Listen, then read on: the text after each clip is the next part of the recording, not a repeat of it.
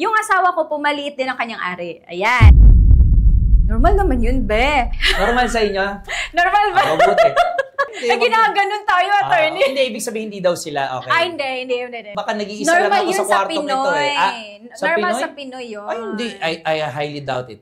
Wow. Ano yun, according to research? Huwag tayong crab mentality rito. Sa inyo lang yun. Huwag nyo lang idamay. Eto, sabi niya, ano ang ibig sabihin ng annulment? Ang annulment, legal yung isang kasal or legal ang isang pangyayari, magiging annulled or mabawalan ng visa. Ang isang valid na kasal. So yun yung annulment, kinakansela mo o binabalik mo sa dating status. So ibig sabihin, pag annulled ka, it means like the marriage Did never not take place. Happy Tuesday, mga Tuesdays! Welcome to the third episode of Case in Point, Kwentuhang Buhay at Legal. With Miss Chai. And of course, our resident lawyer, Attorney Ace. Ayan.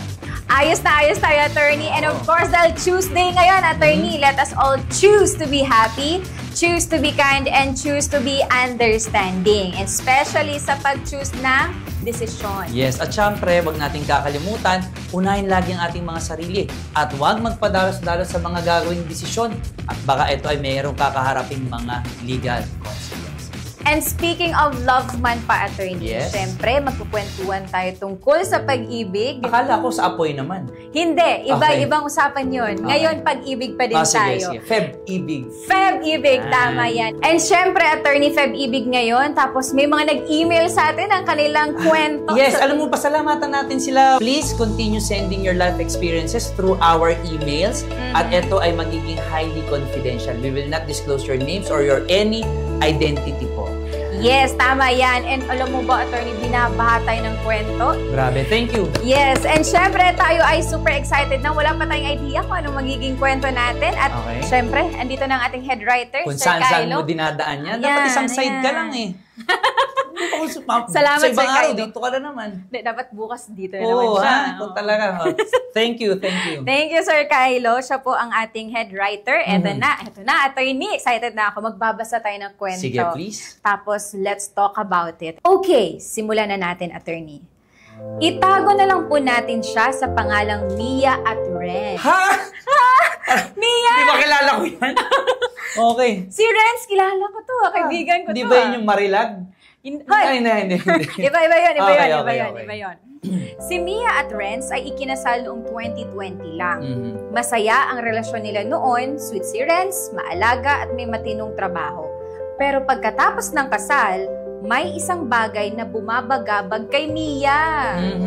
Ano kaya to? Sana wag namang kabit issue yan. Tingnan natin. Sabi ni Mia, kahit mahal ko si Renz, hindi ko maiwasang makaramdam ng frustration sa aming buhay mag-asawa. Bakit? Dahil hindi ako nasisiyahan sa aming sexual life. Okay. Hala, bakit kaya? Teka lang. Oo nga. Miss Shai, hindi kami nagme-make love at wala atang siyang balak. Sige. Hindi ko alam kung may mali ba sa akin. Pangit ba ako? Kapalit-palit ba ako? Ay, hindi. Iba na yun. Baka may amoy. Hindi. Ang alin? Parte ng katawan niya. Tignan natin sa kwento. Natin. Sabi niya, pangit ba ako or hindi siya na-attract sa katawan ko? Padalan mo yung picture mo para makita natin. Na-conscious na siya. Okay. Kawawa naman. Sabi niya, ilang beses ko na inakit pero wala pa ring effect. Isang linggo kami nag-honeymoon pero hindi ko ramdam na may balak siyang galawin ako. Hinayaan ko na lang muna kasi baka pagod ang katawan at isip dahil sa preparation ng kasal namin. Makes sense, di ba? O, pwede naman yun. Pero grabe, no? 1 week? Napagod. Honeymoon yun. Nung nakasal niya ako, ganun din eh. Dapat after kasal nga, dapat hindi nangyari. Kami nga ganun din. 1 week wala. Kasi merong dalaw.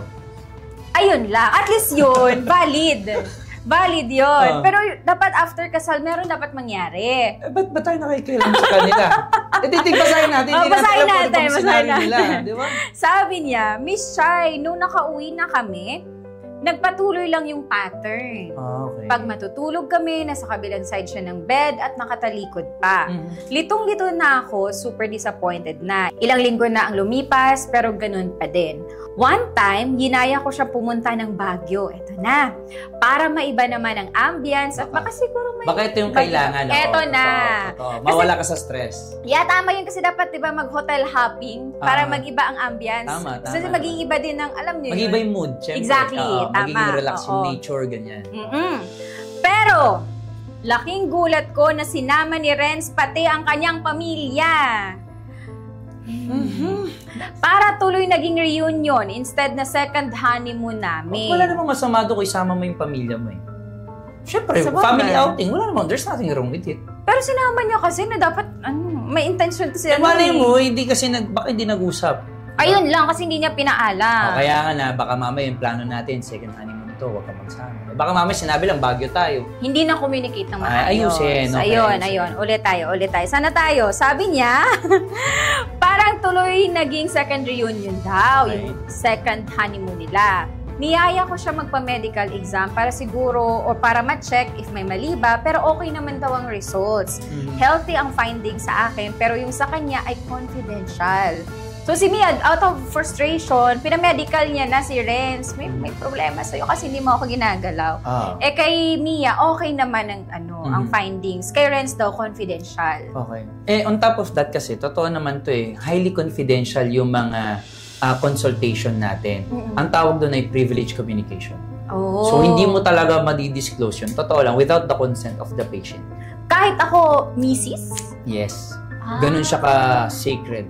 That's great. That's great. So, that is parang doctor and patient relationship. Yes. Relationship ang tawag doon. Privileged communication talaga to be exact. Parang tayo, lawyer-client privileged communication. So, kung ano sinasabi mo sa akin, hindi ko pwede sabihin even to my wife. Ganun siya katindi. Ganun ka-sacred yan. Ganun yung sanctity niya. I learned something new. Sabi niya, wala naman sa akin pinrescribe. Si Renz naman ay pinapabalik ng doktor pero hindi na siya bumalik pa. Ano po kaya ang mabuting magawa sa sitwasyon namin? Sabi niya ganun. Ano po bang dapat gawin niya? Actually, base na sa kwento niya, di ba? Siya ngayon nagpo-first move. So, gumagawa siya ng mga ways para, alam mo na, maging attached sa isa't isa.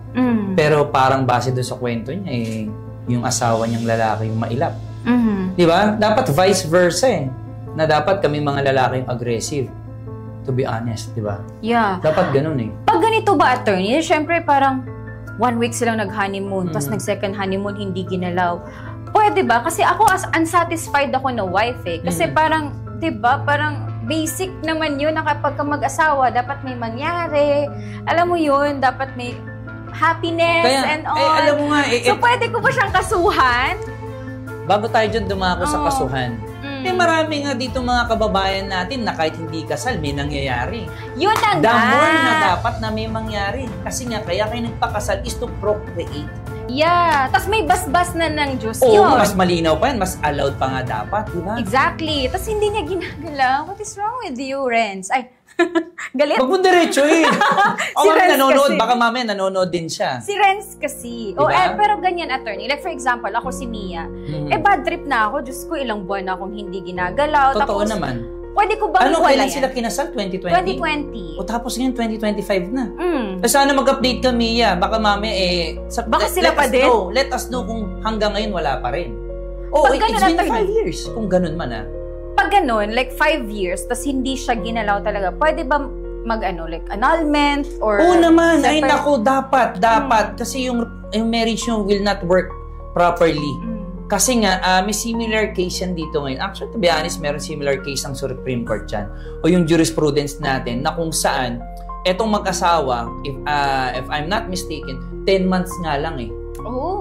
Ginranta ng court na maging annulled yung kanilang kasal. Kasi nga, ang reason kung bakit tayo magkakaroon ng annulment, kung base dyan sa kwento, ang pwede nating pinakamalapit, close to the reason, is yung psychological incapacity. Yes. Kasi ang sinasabi ng ating Korte Suprema, when it comes to psychological incapacity, yun yung failure to observe yung essential marital obligations Yeah. or failure to perform. Ibig sabihin, ang pagiging mag-asawa o yung sexual intercourse ay isa sa mga basic needs ng, lalo na pag mag-asawa. Di ba? So, yun yung maganda rin na hindi lang siya actually yung gusto mo lang. Di ba? Kasi ang love is two-way. Paano mapatunayan, attorney, yung Psychological incapacity ng lalaki to perform his duties? Base dyan sa circumstances. So, syempre, assuming na totoo yung sinasabi ni Mia, ating sender, parang prove natin talaga walang nangyari, we have to, Mia has to undergo ng evaluation. Paano? Medical evaluation. Titignan kung virgin pa ba o hindi. That's one point. Kasi there's no way for finding out na totoo ba yung sinasabi mo? Kasi it's an allegation eh. We have to back our allegations. Diba? We have to give something or evidence. Yun. Tama. Nabanggit mo kanina, attorney, pwede siya ma-anal. Yes. Aside sa psychological incapacity, ano pa yung mga factor or reason na pwedeng maging ground for annulment? Marami yan actually. Pwedeng sabihin natin, let's say sabihin natin na walang marriage license. Titignan natin.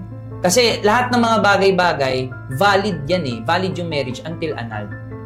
So, pinipresume ng batas yun na lahat ng mga kasal na dadaan, kahit nga bigamous eh, pinapalagay pa kagad nga na valid pa yan.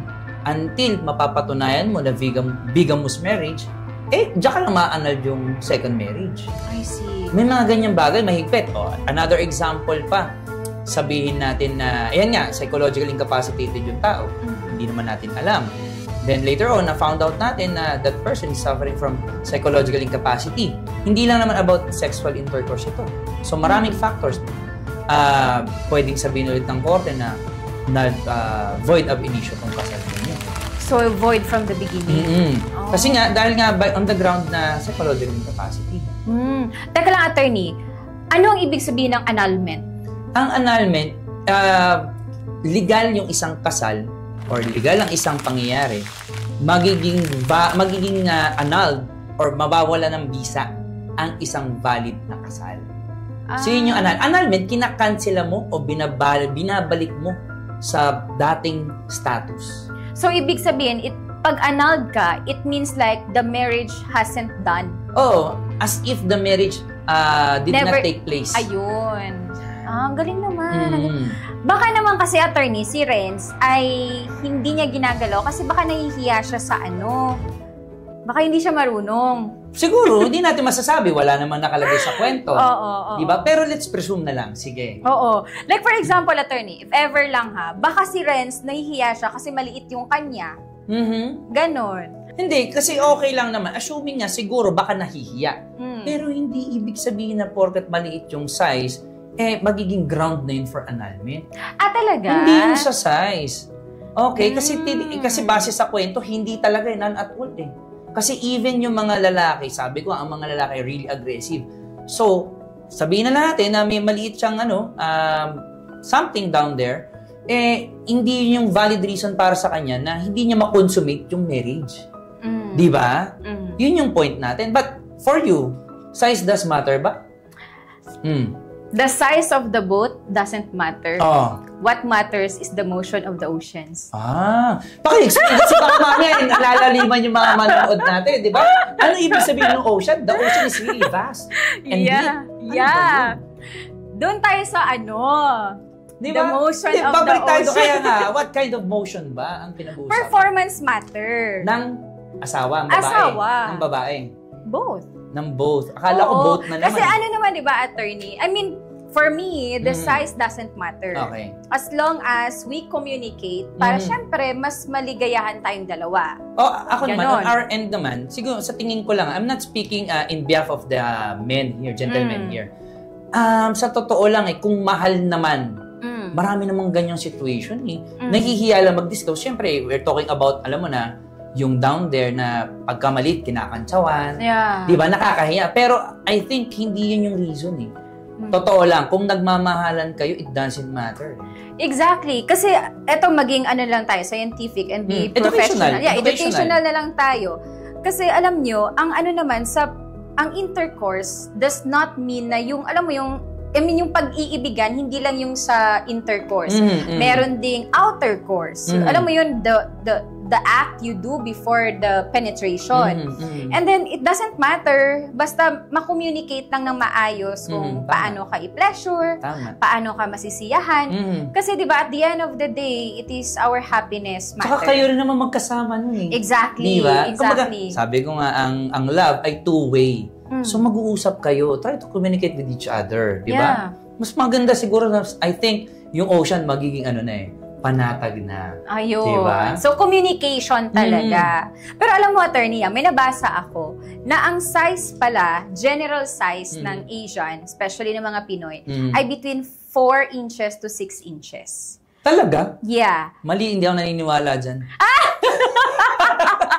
Talaga ba? Hindi, ganyan yun siya, attorney. And then, ayun lang, naiiba lang ang connotation ng tao sa sizes ng lalaki just because of the social media and pornography. Kasi nga, pinapakita sa pornography ay ganito ang size, ganito, ganyan. So, parang nabe-brainwash na ang tao na ina-expect nila na dapat ganito ka. Alam mo yun? Tama. But, it's normal naman di ba? Masculinity parang hindi siya naka-attach doon sa penile ng lalaki. Hindi. Masculinity is for me, yung responsible yung lalaki. Respect. Exactly. Diba? Mutual respect. Tama. At mabalik ako, bakit ba importante ang sexual intercourse sa marriage? Medically speaking, syempre, muna, dahil gusto natin na magkaroon ng satisfaction. Dahil yan isa sa basic needs under Maslow hierarchy of needs. And then legally speaking naman kasi, under universal principle to, buong mundo, universal principle that procreation through sexual cooperation is the end point of marriage. Diba? So, ibig sabihin, yun nga, yung procreation of children, dapat hindi lang lalaki, hindi lang babae, dapat sexual cooperation, both of them trying their best na magkaroon ng, intimacy pa, deeper intimacy. Kaya nga, di ba, pag kinakasal, nagiging tawag yun wholeness, di ba? Oneness. Ang sarap pakinggan. So, paano natin masasabi na nag-iisa kayo kung, hindi nyo magawa yung ganong bagay? Especially mag-asawa na nga, di ba? Importante talaga yun. Of course, importante yan. Eto, attorney, dun sa kwento natin, kung ikaw yung lalaki, ano naman ako? Ayoko naman nun. Pwede ibang karakter na lang. Siyempre, iba na yun. Sige. Pero what if ikaw yung lalaki? Di ba yung head writer na lang natin? Pwede si Kylo, di ba? Bihira naman kasi. Oo nga. Sige na nga. Ikaw na attorney si Renz muna. Assuming. Sa size lang, assuming. Hindi sa size. Hindi ba sa size ka nag-uusap? O sige na. Yung hindi mo, gagalawin. Hindi pagsiping. Yes, hindi pagsiping. Ano ang gagawin mo? Ang hirap, sa totoo, ang hirap sagutin Unang-una dahil nga wala tayo sa posisyon. Pero ako, halimbawa nga, sa sitwasyon na yun, siguro hindi, i-work out ko rin yung sarili ko na to the point na ako rin ay meron ng participation sa marriage. Okay. Di ba? Let's say, sabihin natin, kung talagang mahal ko, gagawin ko is, ako mismo magko-consult sa doctor, magkakaroon ako ng counseling, di ba? Babawasan ko yung stress sa sarili ko, at saka siguro mas liliwanagan ko pa, meaning mas makikipag-usap pa ako sa asawa ko. Para mas maintindihan ko siya, and then at the end, maintindihan niya rin ako, ano bang nagraraanan ko, di ba? Yun sa akin. What if naman? Kung ikaw naman yung babae sa sitwasyon. Madali yun sa inyo ang hirap Hindi. Sa akin naman, if our Mia, ang gagawin ko talaga is, i-communicate ko talaga si Renz. But before communicating, I will establish na I am his solace. I mean, he can be vulnerable. Parang kami mag-asawa lang yun Solace Bakit? Sol. At is. Galing naman. So, si Ma'am Sol pala. But yun, maano ko lang, attorney. Kasi like, for example, i-establish ko na safe siya sa akin. Yan, he can be vulnerable. At hindi ko siya ipipilit na, ano nangyayari sa'yo? Isipin mo ko. Ganon. Siguro, I will really communicate well na, what happened to you. Tapos, kapag na-feel niya na safe na siya sa akin na magkwento, ano nangyayari sa kanya, at least dahan-dahan, magkakaroon na ng deeper level yung relationship namin. Tapos, may trust na siya. Hanggang sa sasabihin na niya sa akin ang problema, at sa susunod, baka nga, sasamahan ko na siya dun sa, doktor. Alam mo, maganda yung yung payo mo. Dapat talaga, alam mo na yun, magsabi siya. Yeah. Kasi para maiintindihan mo, and then yun nga, baka kasi iniisip niya na mahihiya, ikahiya mo siya. Yeah. Di ba? May fear na ganun na hindi, ano kaya magiging reaction niya? Di ba tama, ang ganda naman ng masasabi mo? Tama, kasi dapat maramdaman ng mag-asawa na safe space. Totoo. Na yung parang you can be naked, not literally, but lahat ng soul, body, and mind mo, alam ng asawa mo. Kasi ganun kami ng mag-asawa. Kami mag-asawa, ganun kami. Lahat ng iniisip namin, anong mga problema namin, lahat yun alam namin pareho. We are so vulnerable with each other. So, alam namin yung baho ng bawat isa, alam namin anong strength ng bawat isa, yung weakness ng bawat isa. So, ganun siya. So, I think sa mag-asawa talaga, it really is important to establish na you are the safe space of your partner. Tama. Alam, yun ang isa ng kagandahan sa, sa totoong nagmamahalan. Yeah. Di ba? Yung deep understanding, may sense of attachment, and alam mo na, feel ka na safe yung mga sasabihin mo, and then hindi ka ida-down. Yeah. Yun yung, alam mo, yun yung worry nila Totoo. Tapos hindi ka naman kasi pinakasalan because of your size. Yes, diba? totoo Mahal yun. ka as a whole. Totoo yun. Bonus na lang yun. Diba? Tapos kapag na-workout pa, edi mas bonus. Swerte ng asawa ko, bonus na lang yun. May bonus. Oo, diba? Teka, uminit. Diba? Kasi nga, totoo naman pag nag-asawa na kasi, talagang lahat ibibigay mo dapat, lahat pauunawa mo, lahat iintindihin mo rin. Di ba? So, maganda yun masarap mang magmahal talaga, lalo na eto, kaya lang, unfortunately, to you, Mia, kung nanonood ka man, alam mo na, isa sa basic needs, hindi pa nabigay. Sayang. Pinagkait pa sa'yo, di ba? Well, hoping na sana ma-overcome mo yan, di ba? Nandito lang naman kami para kung may follow-up ka pa sa 2025 this year. Update mo kami kung kayo pa ba. Sana hindi na magto-2026. No? Sana may mangyari na. But anyway, attorney, andito na tayo sa portion kung saan magbabasa tayo ng mga tanong mula sa ating audience and doon sa ating mga socials. At ang tanong na yon ay nasa akin na. Ang hihirap naman ng mga tanong nito mga audience natin. Yeah, parang nagpapadala talaga sila ng email sa atin. Kasi feeling ko parang hindi based sa experience, parang based sa experiences ng mga host Hala! Di ba? Ayusin yung tanong nyo. Nakaka-relate lang talaga kami. Okay. Eto, attorney, may question. Miss Shai, Attorney Ace. Yung asawa ko po, maswerte na kung makipagtalik siya sa akin ng isang beses sa isang buwan. Nakukulangan po ako dito. Pag sinusubukan ko, lagi siyang pagod o inaantok. Pakiramdam ko naman na wala siyang babae dahil pinatiktikan ko pa siya noon. Grabe na, may pa-CI. Ngunit, simula nang magkaroon kami ng pangatlong anak, lalo siyang naging subsob sa trabaho at mas madalas na uminom kesa intindihin ang pangangailangan ko. Ano po ang magandang gawin? Alam mo, may problema yung yung babae, yung sender ng tanong. I'm not saying na masamang problema. Kasi we have to understand also kung anong pinagdadaanan ng tatay. Yeah. Knowing na 3 na yung anak ninyo. Siyempre, anong ibang gagawin yan? Magtatrabaho na magtatrabaho. Being a good provider. Yeah. Yun ang tama Siyempre, di ba parang, sige, bibigay ko yung oras ko sa'yo. Maglalabing-labing kayo. I'm not saying na, wag. Dapat meron. Pero kasi, siyempre, we have to understand din. Pinsan, pag pagod ang isang tao, wala talagang gana Yeah. Totoo yung kahit puyat. Tapos, kaya umiinom, pipiliin pang uminom kasi ayaw mo mag-isip sa gabi, gusto mo makapagpahinga. Ayun. Diba? Pero alam mo, congratulations kasi nga nagiging mabuting ama. Di nga, not so good being a good husband, but a good father and a provider is definitely good thing. Diba? Yun nga lang, siguro try to talk to him, try to lessen the mga stressors. Yeah. Diba? Baka mamaya kulang sa mga masahe. Yeah. Diba? Pero attorney naman kasi, before he is a father, he is a husband. Of course, syempre so naman. dapat, hindi. Kailangan lang din niya ng pag-uusap. Usap yan, totoo naman. Usap. Kaya na syempre, sabi nga, base doon sa tanong niya, sa kwento niya, pagod, maraming anak na.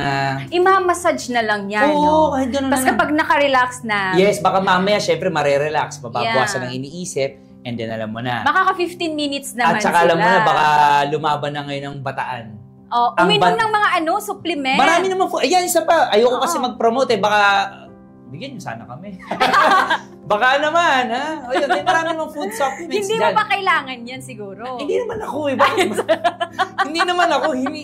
Nasasabi lang ako sa mga nangangailangan. Sa mga nangangailangan. Diba? Madami namang OTC. Yes, maraming over-the-counter drugs dyan. Pwede naman din kung talagang severe erectile dysfunction. Ipagamitan natin ng medical, you have to consult a urologist. Galing naman. You have to consult your doctors nearby you. Okay? Gusto ko yun. Ito, second question, attorney. Miss Chai, attorney Ace. Yung asawa ko, pumaliit din ang kanyang ari. Ayan. Normal naman yun, be. Mahal mo. Normal. Normal sa inyo. Normal sa inyo. Normal ba? Mabuti. Dililinaw ko. Tawang-tawa si writer natin, no? Tawang-tawa sila, Huwag kayo magtuturo. Ay, hindi. Ginaganon tayo, attorney. Hindi, ibig sabihin hindi daw sila. Okay. Hindi. O yan. Gifted daw. Okay, sige. Okay, sige. Sabi niya. Nililinaw ko lang, ha? Baka nag-iisa lang ako sa kwartong ito, eh. Normal sa Pinoy yun. Ay, hindi. I highly doubt it. Ano yun, according to research? Huwag tayong crab mentality rito. Stereotyping yan. Huwag ganun. Huwag nyo kami hilahin pababa. Sa inyo lang yun. Huwag nyo lang idamay. Eto, sabi niya po sa akin na okay lang sa kanya na makipagtalik ako sa iba. Basta alam niya, dahil di niya matugunan ang pangangailangan ko. Sinusubok lang po kaya niya ako kung tapat ako sa kanya o talagang okay lang sa kanya. Hindi ko din po kasi maisip ang sarili ko na may kapiling na iba dahil siya lang ang mahal ko. Isa lang yun, huwag ka makipag-sex sa iba. Masyado kang swapang. Oo. Masyado kang swapang. Totoo may needs. Needs. Pero syempre, kasal kayo, hindi mo man lang nirespeto yun. Sana hindi ka na nagpakasal in the first place. Exactly. Tapos ang satisfaction, hindi mo lang naman makukuha sa... Oo, totoo naman. Hindi lang, diba? Hindi lang true sex lang naman yan. Exactly. Ay, nako. Tsaka baka mami, sinusubukan ka lang yan. O, ayan na. Ayun. Nahulog ka sa patibong. O, pwede ka pang kasuhan ng adultery. Pakikipag-sex sa hindi mo asawa. Exactly. Pwede pa yun magamit against her. Oo. Tapos, attorney, ito yung sinasabi ko na hindi lang naman ang satisfaction is with his husband. I mean, kung kailangan mo talaga magparaos, di ba, you can do things on your own. Meron namang sex toys. Touch yourself na lang. Di ba? Marami pa mamaraan. At least hindi ka pa nagkasala. Exactly. Yun lang yung point doon, di ba? Yun lang yun. Kaya nga. Baka may sponsor tayo dyan. Bakit galit ka? Hindi kasi mali eh. Alam mo na, kasi alam mo tayo, nagtuturo tayo in different platforms kung ano yung morality, ano yung legality, di ba? Siyempre, alam mo na, masakit yun nangyayari. I know you have your needs, pero siyempre, we have to respect your husband and at the same time, we have to abide the law.